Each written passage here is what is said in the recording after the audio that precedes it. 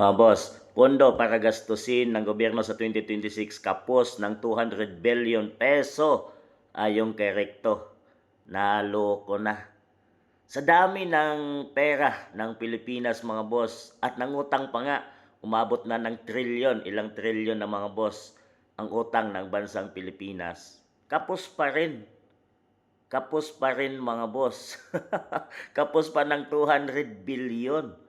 Wala naman tayong nakikita na mga ginawa ni PBBM. Wala man tayong build projects. Wala man siyang mga proyekto.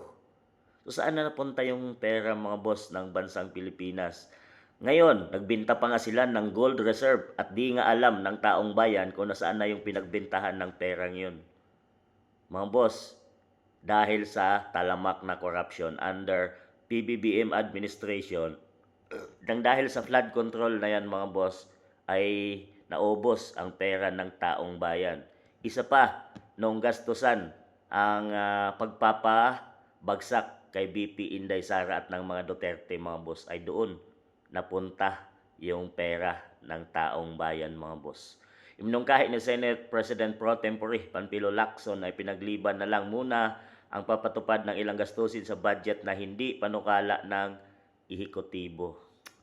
Mga boss, matapos na lang si PBBM, wala tayong asahang makita na pagbabago sa ating bansang Pilipinas at mga proyektong itatayo mga boss dahil ngayon pa lang 3 years na nakalipas under PBBM administration mga boss ay may utang pa or ang laki pa ng pera na hinahanap nila mga boss. Talagang hindi pa sumapat ang trilyon na pera na inilaan ng bansang Pilipinas. At ngayon ay di nga nakikita ng mamamayang Pilipino kung nasaan na nga napunta.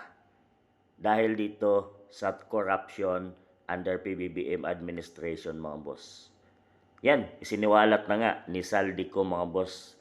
Yung mali-malitang pera na yun ay nakulimbat nila galing sa mga flood control project. Grabe, billions yun mga boss ng pera ng taong bayan. Ngayon ay talagang kapos ng 200 billion pa. At di natin nga nakikita kung nasaan na napunta ang pera ng taong bayan. Grabe, talagang kawawa ang mamamayang Pilipino.